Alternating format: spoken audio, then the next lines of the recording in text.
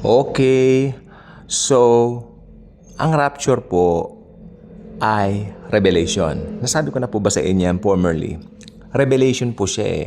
Hindi po siya prophecy. Kaya kung may narinig kayo nagsasabi, rapture, prophecy, ganun-ganon, mali po sila doon. It's a revelation. It was only revealed through the Apostle Paul. Sino ba si Pablo? Apostle to the Gentiles, sa atin pong mga hentil. So, ang rapture po ay, kung talagang titignan po at susumahin natin sa kabuuan nito, para po sa mga hentil talaga siya.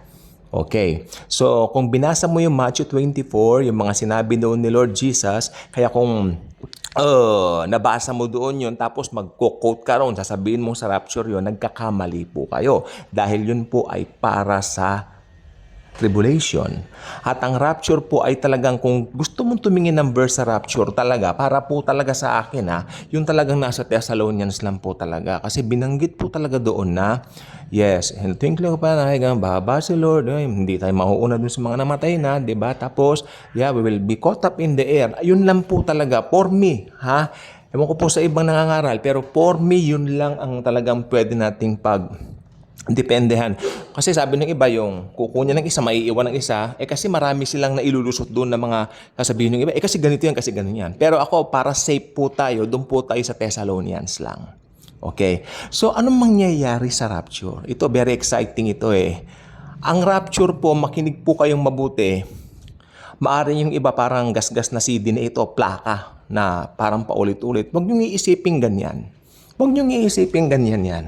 Ito po ay pag-ibig ko para po sa inyo. Mahal ko po kayo using the love of Jesus. Siyempre, kanino pa nga po ba, no? Gusto kong maiparating sa inyo kung ano talaga yung mangyayari sa araw na yon.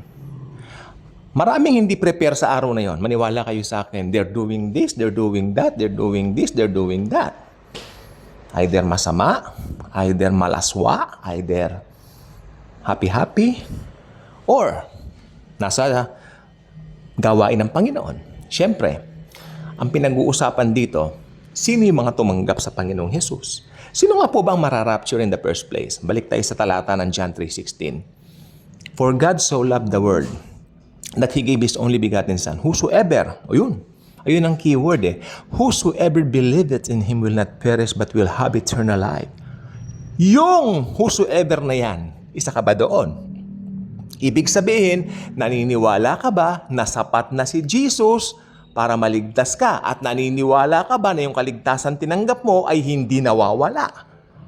Pag ang sagot mo ay oo, congratulations. Anytime now, mararapture na po tayo. Kasi yan na po ang next big event that we are waiting. The rapture of the church.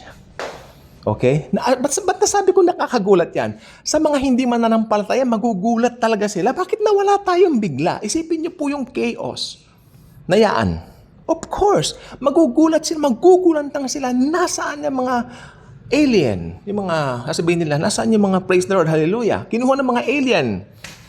May magsasabing isang tao na magiging popular kalaunan. Sasabihin niya, kinuha sila ng mga alien.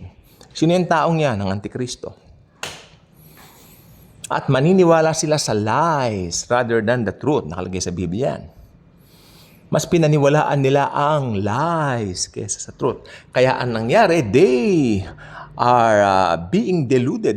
The Lord giving, no? Sa pagiging deluded nila, hinayaan sila ng Diyos na maging deluded. Doon sa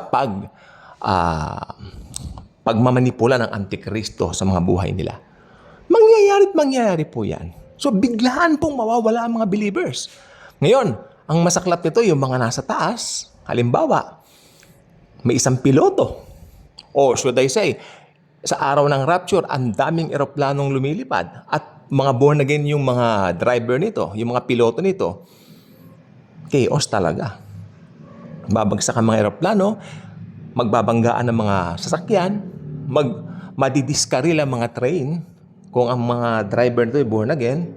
Okay? At, kung ang doktor ng isang pasyente, ay ba, nag-o-opera yung doktor ng time na yon, ino-operahan niya sa puso yung unbeliever na pasyente niya, mawawala yung doktor bigla, magugulat yung mga nurses na naiwan. At ito ang pinakamasaklap among all kasaklapan in the world. Ito ang kasaklapan sa kasaklap-saklakapan ng lahat. Ito po yon. Nasa institutional church yung iba. Hallelujah, pag ganun-ganun sila. Magugulat sila, ilan lang ang kukunin. Ilan lang ang mararapture. Alam niyo kung bakit? Makinig pong mabuti. Kasi yung mga naiwan, naniniwala sila na pwede silang gumawa para sa Panginoon. Naniniwala sila na pwede nilang dagdagan ang kaligtasang ibinigay ni Jesus. At hulaan niyo kung sino pa yung naiwan. Yung nangangaral, yung pastor. Bakit ako naiwan? Dahil hindi siya naniwala na sapat na yung ginawa ng Panginoong Hesus sa cross. Then, pasok na sila ngayon sa tribulation. Kalaunan, after 2.5 years, great tribulation. At itong mga naiwan naman na to, magbabasa ngayon ng Biblia. Sasabihin ng pastor nila na nangangaral lang nawawalang kaligtasan, sabihin niya, tama pala talaga yung mga tinutulig sa ako dati. Tama pala talaga yung mga dinidibati ko. Tama pala talaga yung mga pinaparatangan ko ng mga sugar-coated. Sasabihin niya. Pinaparatangan ko sila, sugar-coated sila, pero totoo pala sila. Totoo pala ang full gospel ng grace. Talaga palang pananampalataya lang. Sana nakinig ako sa kanila. Pero, may mababasa ngayon sila sa Bible. Para makaligtas pa rin sila, kailangan magpapugot ng ulo. Dahil nakalagay po sa aklat ng Revelation, silang mga pinugutan ng ulo dahil kay Kristo. Yun po yun. Para maparangalan nila siya at mapunta rin sila sa langit.